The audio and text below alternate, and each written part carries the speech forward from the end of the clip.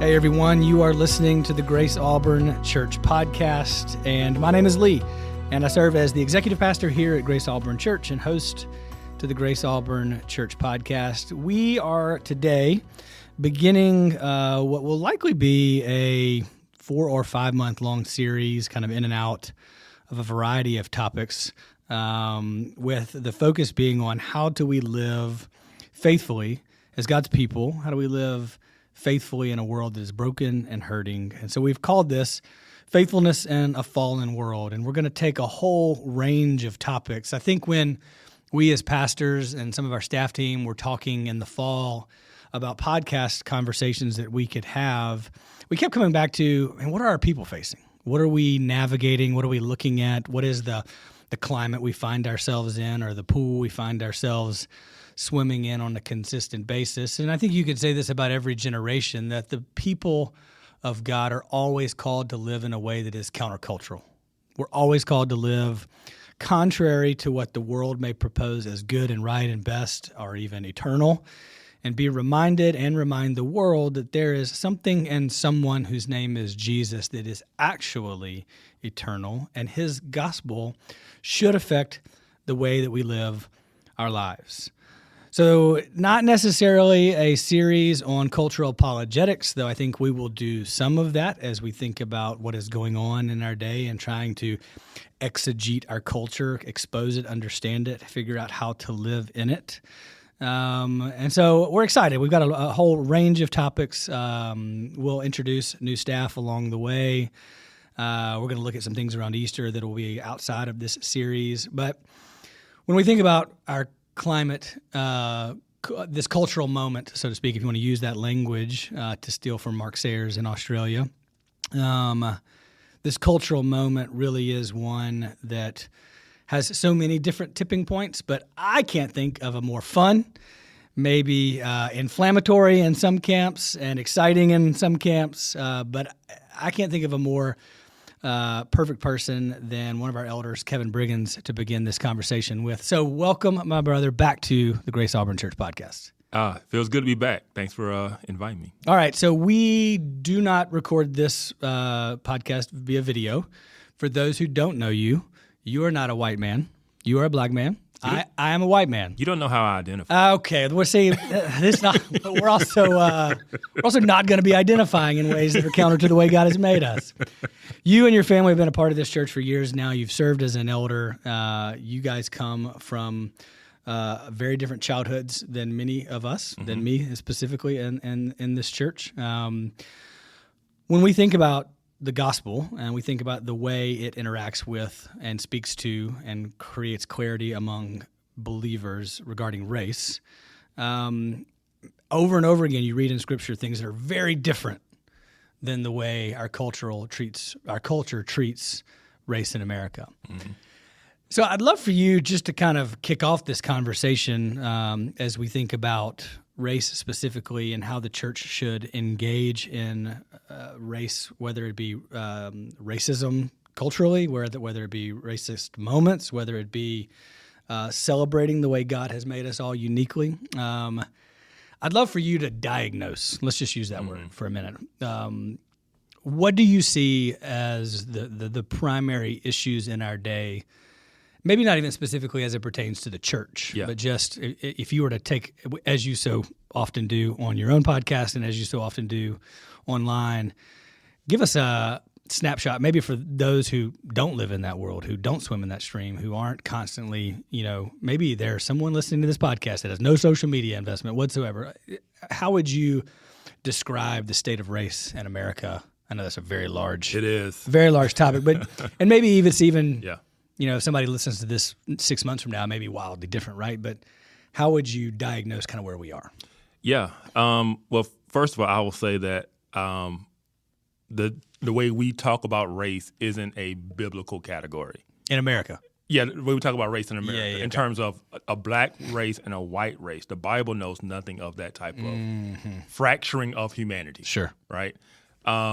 But we use that term because we know what people are saying. People understand the term. Sure.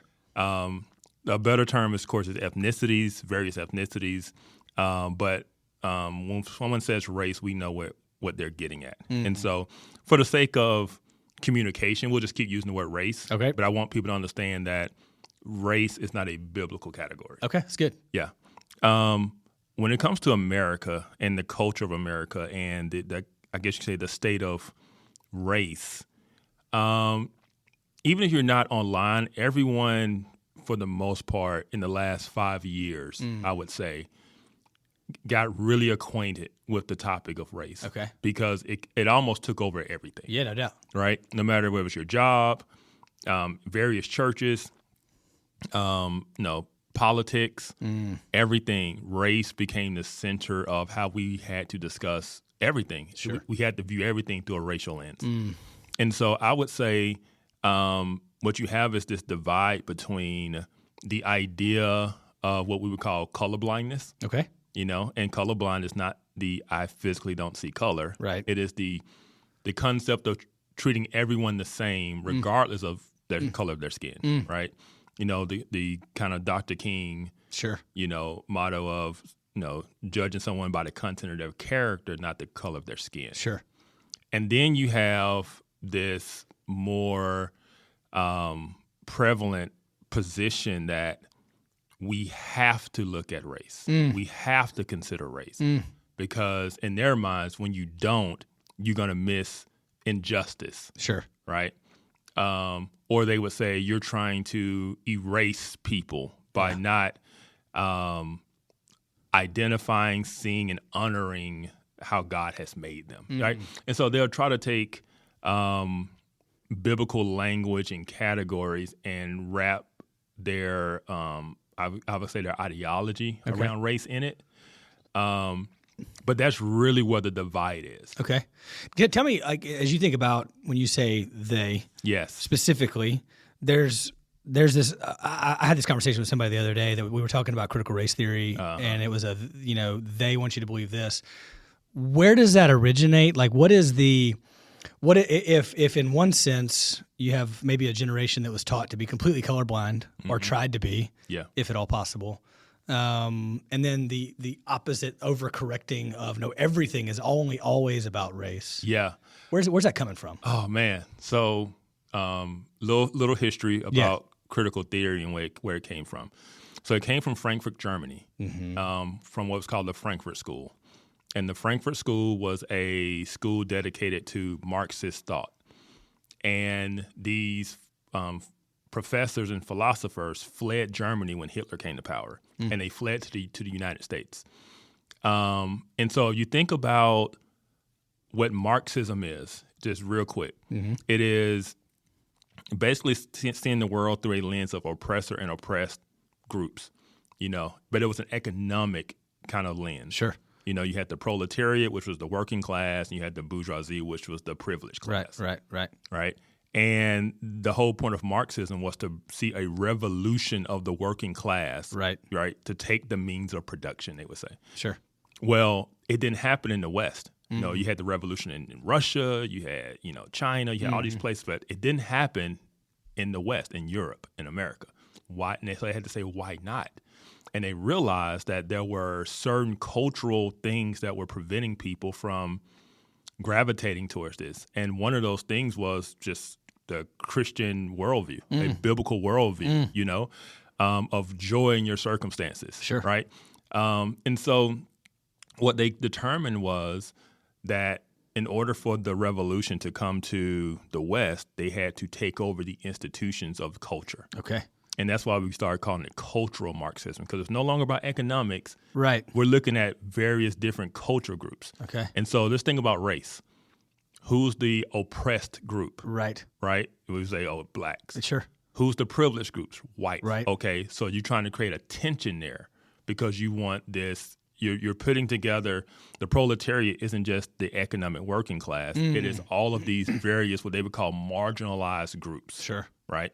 And so critical theory was basically a way of framing society in a way to where you could it's not like critical thinking. It means like to just constantly always be critical of. And there were certain dynamics they used to understand the way the world works. And Kimberly Crenshaw and others took what was called critical theory and they applied it to race. Okay. And they called it critical race theory, which is just think of it as Marxist philosophy applied to a particular social group or theory or category in America. All right. You said something about 5 years ago, but now what you're talking about is way before that. Oh, yes. I'm sorry. So give us, I mean, when people think about kind of the tinderbox that is critical race theory, the fact that it made its way into the school systems the way that it did, starting with the academy, when does this move from economic Marxism, traditional Marxism, so to speak, to cultural Marxism, largely around black and white racist? Yeah. Well, so in the late 1920s, early 1930s, Stalin intentionally sought out to go after the black population in America for the sake of causing disunity and disruption in America. I mean, that's just a known fact. Right. That was an intentional strategy to basically create Marxists out of the black community. Got it. For the sake of taking out America? Like, is that the goal? What is the goal? Yeah. Like, what is the goal of a Russian dictator? To bring the revolution to America. Okay, all right. Yeah. Got it. That's always the goal. The goal is always the revolution. Okay, all right. And so then the Frankfurt School was like the 1930s as well. Right, fleeing Nazi Germany. Yep. And so all that stuff kind of simmered and stayed in academia for a long time. By the 1980s is when you get critical race theory. Okay. But it started within legal scholarship, right? And so you got it in law school, you've got it in higher education, but that's just kind of where it's sitting. Yeah. It's not in the public square, it's not mainstream, it's just in these academic circles. Right. I would say starting in the turning point seems to be 2012. Okay. For us. What happened?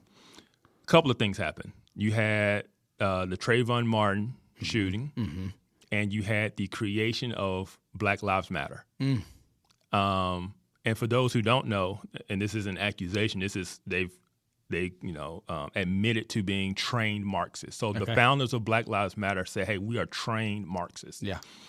And so they basically took that stuff and made it mainstream in the way they were saying it, the way they were expressing their grievances. If you look at the data within news organizations, the terms like race, racism, white supremacy, whiteness, all of these things just took this major uptick starting around 2012. Okay. And so they started to mainstream a lot of these ideas. And so we went from President Obama getting elected in 2008 and talking about how we're in a post-racial society to by 2012, that's the only thing that we can talk about is race, you know? And so these ideas really started to take off. People started to write books.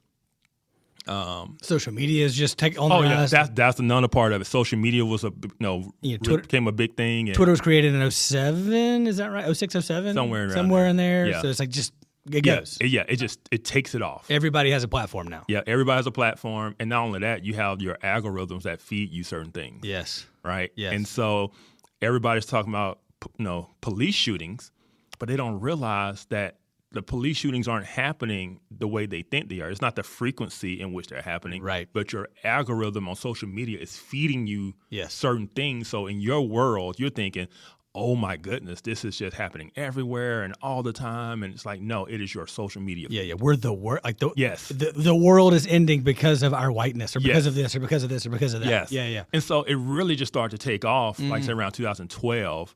It started to leave academia and in the college campuses, because even for years, people have always talked about the crazy college students, right?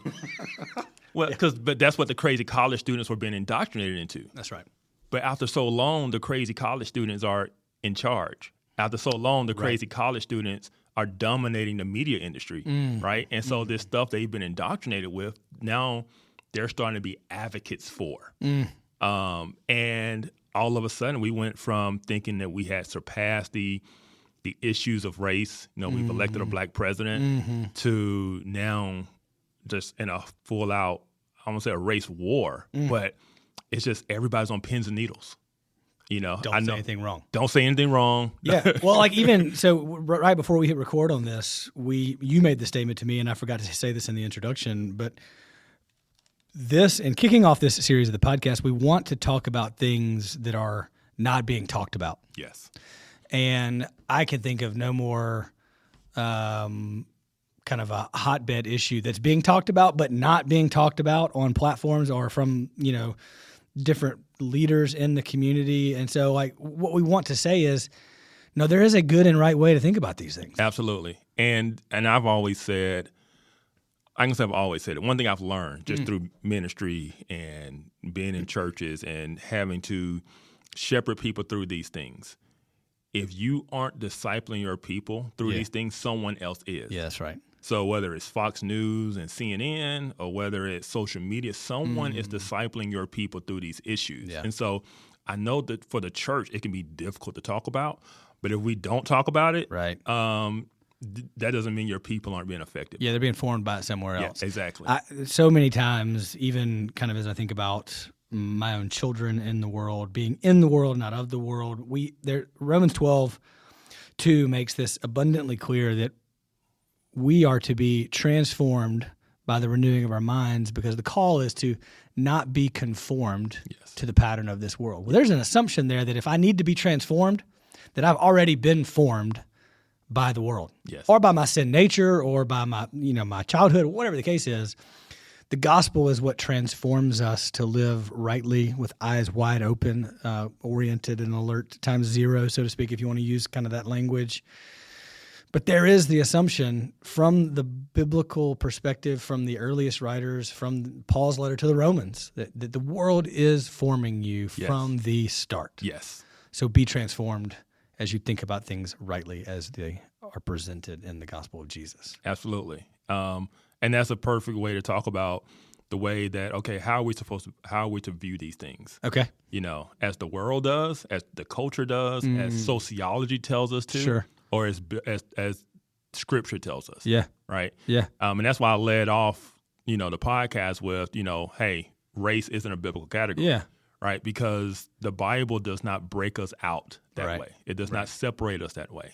And it does not tell us to love people more or less based on that. Sure. Right? Yeah. And so, and that's one of the things that is, I'm going to say it's prevalent today, but it's one of the things that's growing today. This idea that we are to, our love and our allegiance and our affections have an order to them, and some kind of way race should play into that. Right. So we're sitting across from each other, and technically they would say that you should love another white person in this room more than me, or have a higher allegiance to them. And I'm like, that is just not a biblical way. Right. And so what we know what the biblical model is we're all brothers and sisters in Christ. Yes. There is no Jew or Greek. Right. Right. And we're all one. And so this idea that we're supposed to separate ourselves based on this category. Yeah. Or this category is supposed to determine who we associate with, love, feel like, and I was talking to someone online. I asked them this question because they had this position, and I said, if you had a black neighbor, because this person was white. Okay. I said, you have a black neighbor who's a Christian. Yeah. You have a white neighbor who's an atheist. Who's your allegiance to? And as you can imagine, they just refused to answer the question because they know what the biblical answer is. Right. Right? All right. So I want to get into the gospel kind of maybe in a longer form than just that here in just a minute, in terms of how it shapes our loves, how it orders our loves, so to speak. I'd love to continue just down that idea of, as you spend, and I don't know, you spend a ton of time as a leading voice, not just in our community, but in the country now, reconciling what the gospel of Jesus says in a right biblical worldview versus what our culture says. Let's just assume for a minute that the bulk of people listening to this podcast don't live in that world. And I think that's a fair assumption. Yeah, it is. Thank goodness. There are those of us that are called to it. And even if we don't have the same role you have as a leader who is a believer who also happens to be black, I'd love to hear just your take on some other things you've seen and heard. We talked about some of these things before we hit record on this podcast. What are ways people kind of see that working itself out? I'm thinking for our college students on Auburn's campus, or I'm thinking when it comes to the family, or when it comes to education, or when it comes to, I don't know, give us some more examples of things you see that might help people go, oh, I actually see that too now that he says that, and I've been told for years now, it feels like that's the way I should be thinking about this. Let's maybe cut against the grain some more in that direction. Yeah. So I'll go to probably the most controversial topic we have in our culture today, and that's DEI. Oh, because that is a way in which a lot of people see it, right? Okay. So we talked about this whole Marxism type thread, and so DEI is of the same ilk, of the same worldview and mindset. Define DEI for those who have. Okay, yeah. Diversity, equity, and inclusion. Okay. And so one thing you'll notice is people try to put things in words in which you already agree with. Okay.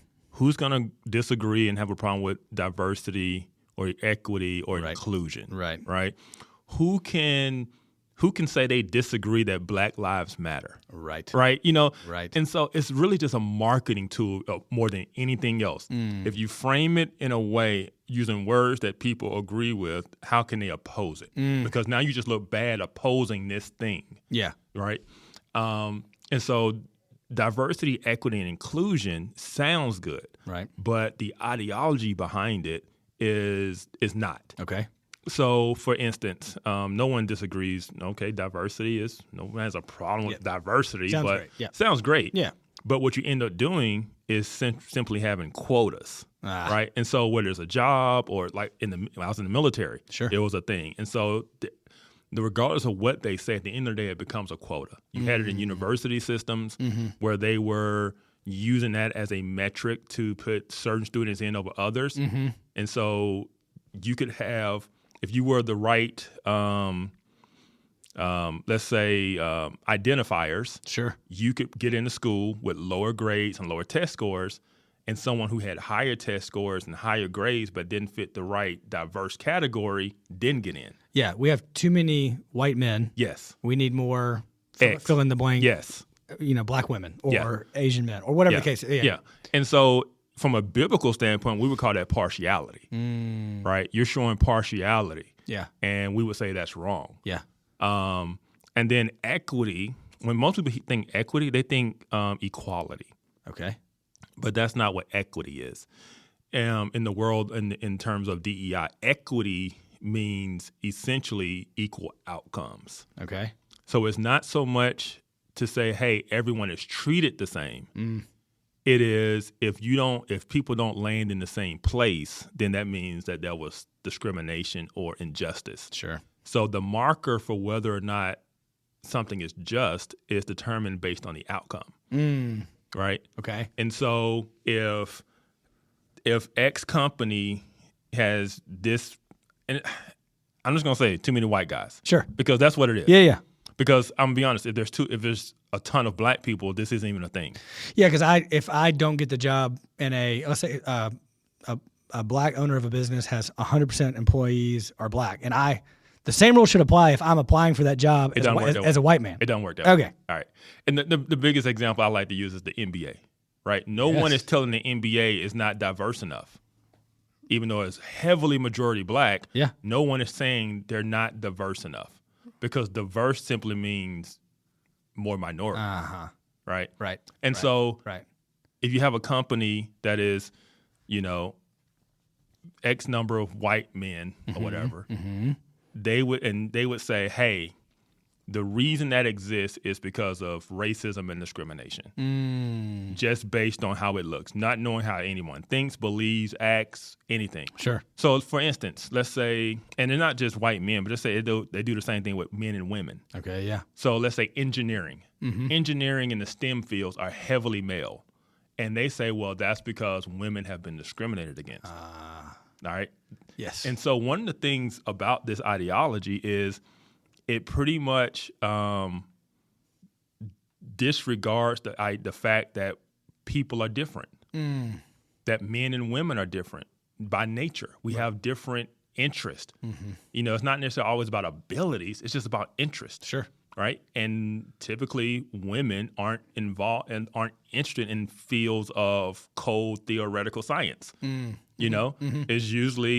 usually more people oriented. That's why they go into nursing and education and that's just nature. Right. But they would say no. All of these men are dominating this field because they exclude women. Yeah. And so DEI says we've got to get more women. Yeah. And so they go on this hiring thing where they're trying to hire as many people to fit the categories they're going after, which means they have to discriminate against the categories they don't want to hire. Sure. Right. And it's the thing where that's what we were supposed to be against. We were supposed to be against discriminating against people. Sure. That's what the whole Civil Rights Act is. You can't discriminate against people on the basis of race, sex, gender, right? Right. But that's what they're doing. But they're justifying it because the end justify the means, right? Yeah. All right, let me ask you this, kind of related to that. And this may take us down a rabbit hole that I have to pull us back from here in a minute. You seen the news about California and reparations? Yes. All right. Is the overcorrecting of the DEI initiative, or let's just start with the civil rights movement as we know it, something that was begun with good intentions or not? And do you see our current culture as really just kind of the outworkings of the government or legislation or whatever, just not being fit to fix the problem? Yeah. In terms of intentions, I say it's a mixed bag. All right. There were many who had good intentions. But at the same time, there were many who did not have good intentions. Sure. And they understood. Some people took advantage of the situation. Sure. Talking about the civil rights movement. And one of the things they did was they used it to grow the size and power of government. Yeah. And so the Civil Rights Act didn't just give black people their rights. It created a huge federal bureaucracy to, quote unquote, ensure those rights. Right. But what it did was it grew the size and power of government. Yeah. And many people would say that was an intentional use of that agenda that was good, and someone took advantage of it and used it for their own, no doubt, benefit. And so that's definitely something you see. What was the second part of your question? Well, I just think about if DEI over the last however many years. Oh yeah. You said about the government unable to solve. Yeah, the whole idea of reparations when it originally came out, even all the way up to in 2026, still laws being passed in states where that continues to be a part of the language. Is that a human way to try to fix? And I'm phrasing the question in a way that I hope will segue us, but I do want to talk about this specifically. Is that mankind's way of trying to fix a bigger issue? Yeah. So everything we're talking about is man's way of trying to fix the world. Yeah. No. If you really want to talk about what is Marxism, it is man's way of trying to fix the world. Yes. Utopian society. Right. And a lot of these, and I'm going to use political terms because that's the only way I know to frame it. All right, I'll ask questions if I need to. Yeah. I just don't want it to be political, but I have to use the political terms. No, so I think we're going to go from how we're talking about culture. Yes. But politics is the venue that much of this takes place in. It does. But the next question is going to be, how has this infiltrated the church? Yeah. So let's continue with the political terms, and we'll get there. Yeah. So those who tend to be liberal and progressive, they tend to have gravitated to the Marxist ideology, this way of trying to fix the world, the utopian part of the thing. Through government. Yeah. Because going back a little bit, French philosopher Jean-Jacques Rousseau. Ooh, okay. Jean-Jacques Rousseau had a different understanding of human nature than the Bible. He believed man was basically good, but yet he was corrupted by systems. Okay. So the man steals because he's been put in a situation where he has to steal. Yeah. And so if you think about that mindset, now you can understand the political left in our country. Sure. the issue isn't this person's sin. It isn't even their culture and things. It is the system has done them wrong. The system is forcing them to shoot and kill each other. The system is forcing them to steal. The system is forcing them to riot, right? It's the system. And so the way you fix that and the way you bring justice is you change the system. Got it. Right? And it's always, and to change the system, that means the system needs more power. The government needs more power. Sure. It's always the issue the government needs we need a new government program. Yeah. The government needs more power. So it might be taking away your gun rights because, they're trying to create the perfect utopian society. Right. And the way you do that is through fixing the system, which is government. Yes. And so that's how it's playing itself out in politics. It is not simply Democrat, Republican, red and blue. You're talking about two different worldviews. You're talking about a worldview that understands personal responsibility, human sin, understands the differences in culture and things like that. And then you have this other worldview that believes we're all the same. There's no difference, even between men and women today, they will tell you, men can be women, women can be men. Like, I want all of it to start coming together for people. Sure. To understand the worldview. Everything is equal. It's all about equality. Everything's the same. No one's the same. There's no hierarchy. So Marxism and communism is about no hierarchy. Right. Everybody is the same. Right. You go to school, this person gets an A, this person gets an F. No, everyone gets a C. Right. In their mind. Right. Right. And so, that is, you see it playing out in the way like you say, it plays in the politics. But it's really just two different worldviews. Yeah. That have divided themselves to be represented, not totally, but in general represented by the two political party choices we have. Okay. All right. We spent a long time talking about the progressive side of things. Yes. And we talked prior to hitting record again as well on this. Let's talk about the overcorrection. Yes. And the opposite side. Like as you think about the gospel being dividing, right down the middle here, what is the opposite extreme and how is that overcorrection? Maybe we can do this in two ways. We can talk about the extreme end of that, and let's talk at length about how that's infiltrated the church. Okay.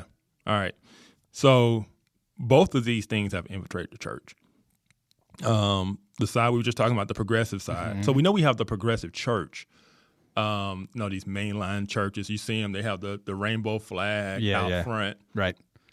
But even churches that are evangelical, this has come in because it sounds biblical in terms of social justice. Sure. It sounds biblical. Yes, this group of people have been marginalized. They've been done wrong. God is for the oppressed. Therefore, they are oppressed. And this is what we have to do for them, But it's really, at the end of the day, is a redefining of categories of what it means to be oppressed. Okay. Like, am I simply oppressed just because my skin is black? Like, I've been told that.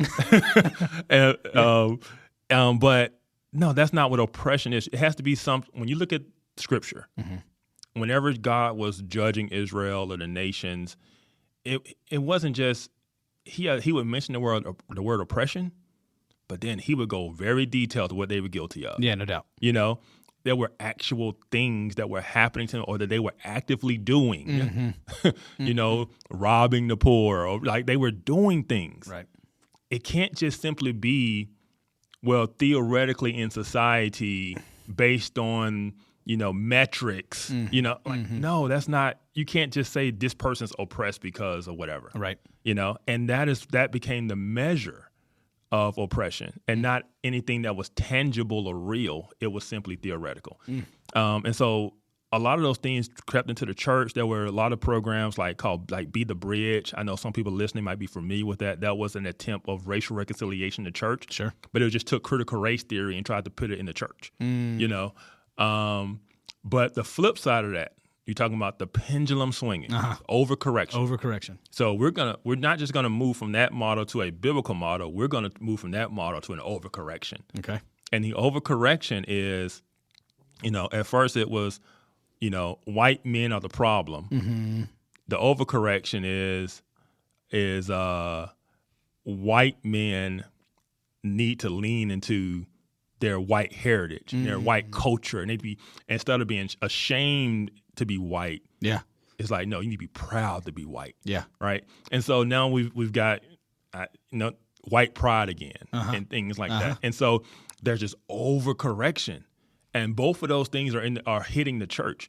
You have a lot of, I hate to say it, people who call themselves pastors that are leaning into this. We need a restoration of our white heritage, and it's the same prideful sin of the flesh, and it's the same thing. And this is why I would say I'm able to see it and reject it. Because as a black man, I had to see it and reject it. Because there's this expectation that because I'm black, I'm supposed to have a certain preference for who I associate with. Because I'm black, I'm supposed to think a certain way and vote a certain way and have allegiance. And if I don't, then I'm a sellout. That is the same faulty thinking that's now occurring on the other side. Sure. One very popular commentator recently said that our vice president, J.D. Vance, is a race traitor because his wife is Indian. Right? That type of mindset, and that's something, 10 years ago, no one would be brave enough to say. Right. But now they're saying it.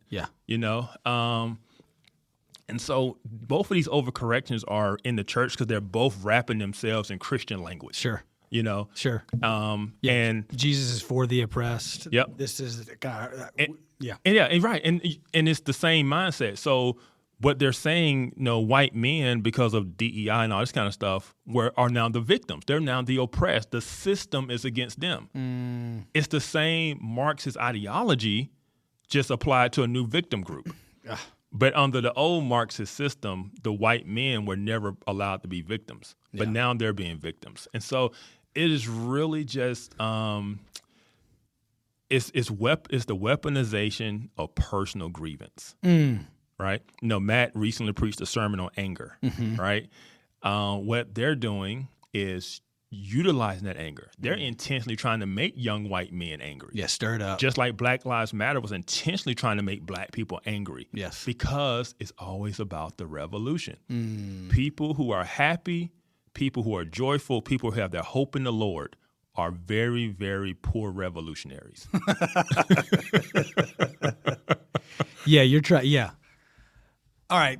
Let me ask you, maybe it's hypothetical, maybe it's hopeful, maybe it's for sure oriented around the Lord. Does it get worse from here? Because I'll be honest with you, I read the news on a daily basis. I listen to a number of news podcasts. And it doesn't matter if we're talking about ICE in Minneapolis right now, or we're talking about race in progressive cities, or we're talking about, folks in backwater towns that are trying to, get every black person back out of their community, or anybody that's not white. It screams for salvation. It screams with a hopelessness. Yes. Without even knowing what it's ultimately hoping for, and we know the answer is a person, not a program, not a government. In America specifically, in 2026, going into the next, let's just say 10 years, does it get better or worse? Assuming Jesus doesn't come back. Yes, assuming Jesus doesn't come back. Yes. I say it's going to be worse for the next 3 years. Okay. And I say that because of who's in office. Okay. And I'm not saying that because I think him being in office is a bad thing. It's just he's the igniter. Yeah, he lights fires left and right. Yeah, constant. And there's been two events that I think have really sparked this. Number one was his election in 2016. Those on the progressive left, which I just talked about, I literally believe they lost their minds. And because they lost their minds, so let me back up a little bit. The progressive left and the Marxists were fine with what they called the slow march through the institutions. They knew they could not change Western civilization overnight. They had to change it slowly over time, generation by generation. And they've been content to do that, especially since the 1960s. Trump's election was a huge setback to them. Okay. Right? And I think they panicked. And when they panicked, they weren't content with the slow march. They became very aggressive. Yeah. They became very aggressive in pushing things in education. All of a sudden, we've got this trans movement. All of a sudden, they just really doubled down and went hard. Like I say, the Black Lives Matter movement reached a new level, and eventually it reached its top in 2020 with George Floyd. Yeah, that was like the top blew off, and that was also their most successful moment because now the whole country was in their hands, and everyone was like, "Oh, we're so sorry," and the NBA is putting Black Lives Matter on the court, and the NFL is doing, and every corporation is doing it. Every corporation. In 2021, the year after George Floyd, when it came to major companies, 94% of their hires were people of color. Wow. 94% in 2021. Sure. Man. So what that means? That means they did a lot of discriminating against people who weren't a person of color. Yeah, no doubt. Right? Yeah, no doubt. Yes. And so, so you have that peak. And then it died down because they went too far. And they went too far because I talked about the trans stuff, and you started messing with people's kids who America wasn't there yet. Yeah, no doubt. And they pushed too hard, too fast, and it became a pushback against wokeness. And that's a lot of things that led to President Trump being elected a second time. Sure. Right? His most successful ad was his ad about Kamala Harris, and he says, "I'm for you." He says, "She's for they, them." Yeah, that's right. Right? That won him a lot of states because people was just concerned about their kids' school, and their kids are coming home confused about this stuff. And so it seems like we were getting better. Okay.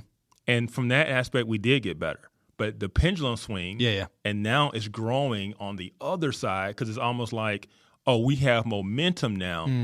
Let's take advantage. And so these hardcore, what I would call Christian white nationalists, are now trying to assert themselves to become more mainstream, to, and this isn't even for anyone listening, it isn't even a President Trump thing because they would be against President Trump because they don't think he's gone far enough. Or they're for sure against Vance. Yeah. He's not married to a white woman. Yeah, exactly. Right. And so it's sad right now to see. Sure. But I am hopeful going forward. But I will say, as long as President Trump is in office, the progressive left is going to continue to do what they're doing. You mentioned ICE in these cities, right? The reason they're acting that way is because President Trump is president. Sure. There's nothing new about immigration deportation or immigration enforcement. Right. But they have to position themselves as a continuous opposition. Sure. And so as long as he's in office, they will continue to put themselves as a continuous opposition. Like he can say tomorrow, I'm coming with a cure for cancer, and they will march for cancer. Like they just have to, whatever it is. It doesn't matter what it is. They're opposition. And they lose the ability to be objective and think. And so for the next 3 years, it's probably going to be that way. Okay. But like I say, my concern is really for the church. Yeah. Culture is going to cult, as I like to say. Right. That's good. Yeah. But where's the church? Sure. And I think I'm hopeful only because I see healthy voices pushing back where it needs to push back. Like when the woke left stuff came up, like the BLM stuff, the Be the Bridge stuff, it really was a sense of people were afraid to speak up because no one wanted to be labeled racist. And it took, people like me and others to come out and say, no, this is wrong, this isn't biblical, and give a lot of people the courage to finally say what they felt the whole time. That's good. And so we finally overcame that.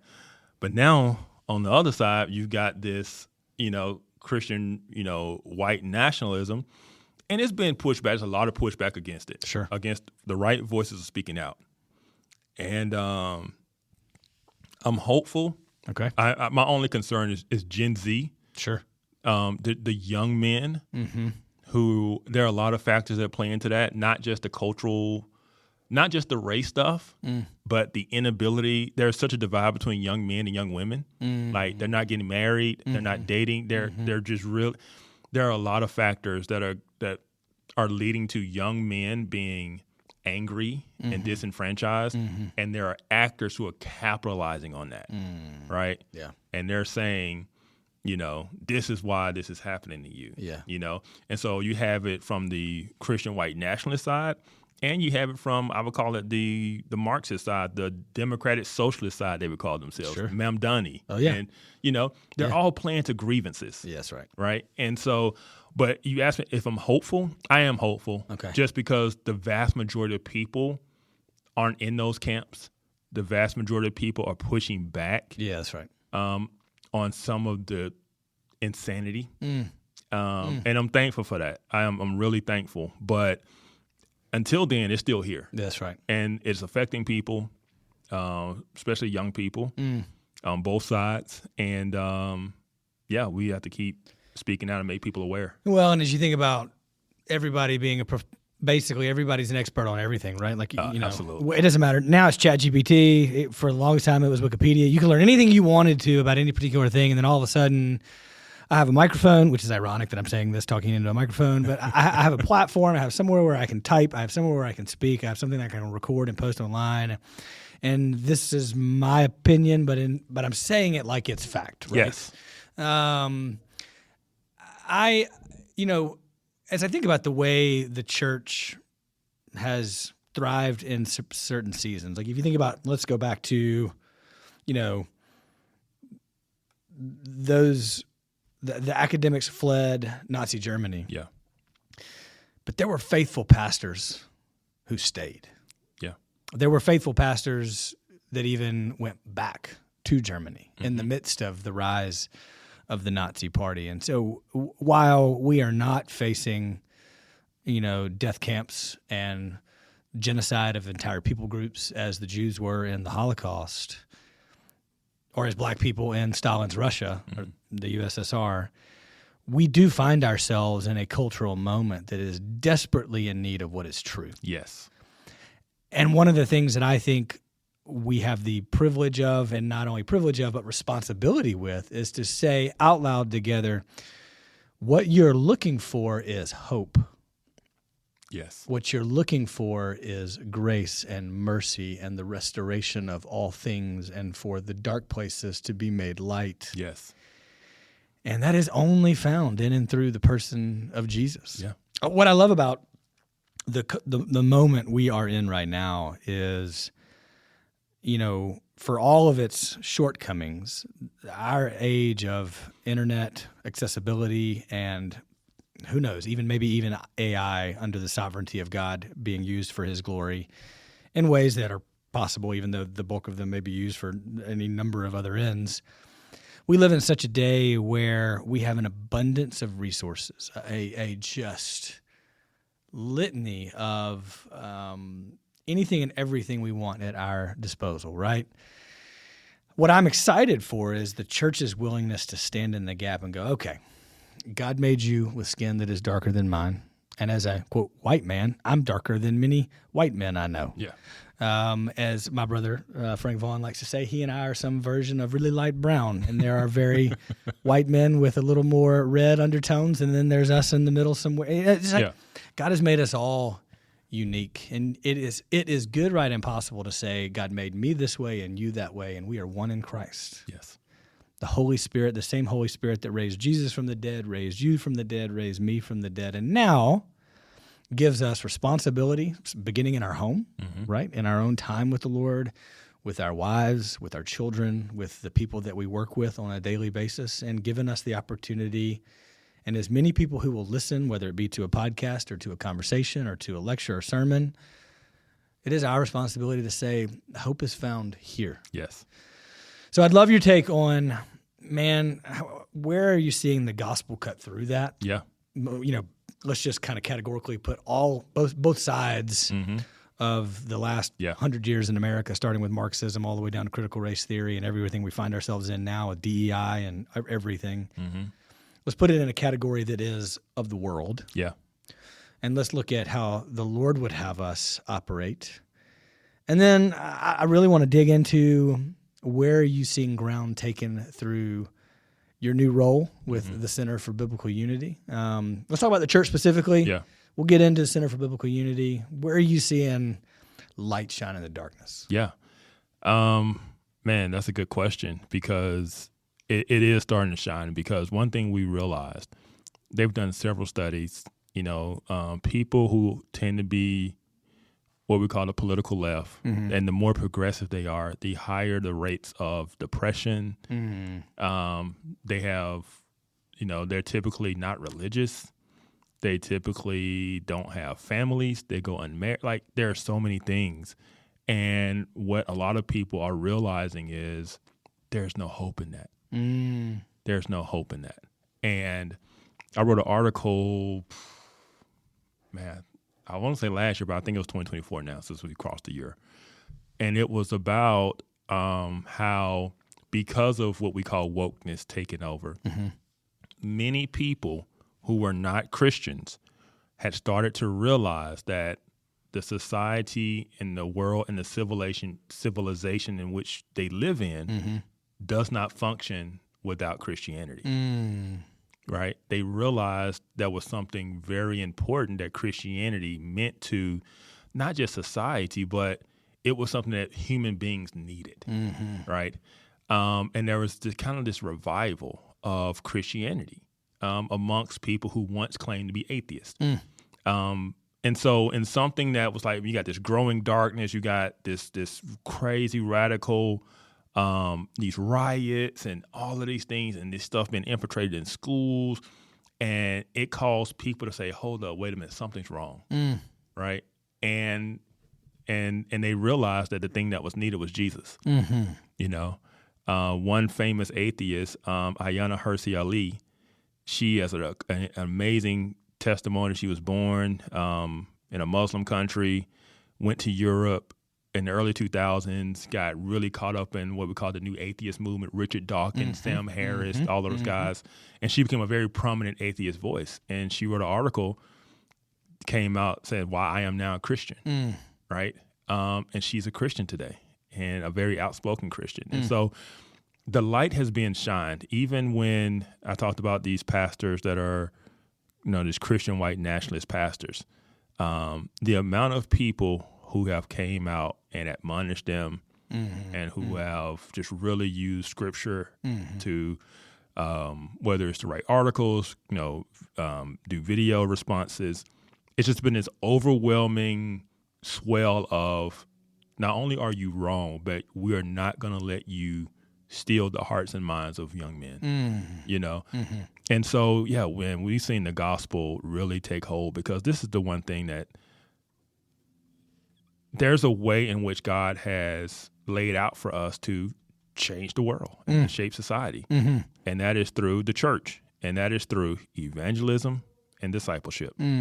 Those are the means in which he has given us. We evangelize, we tell people about the gospel, and when those believe, we disciple them into all things Christ, right? And you do that, that is how you change society. You don't do it through politics. You don't do it through winning an election. You do it through the means of the church. That's good.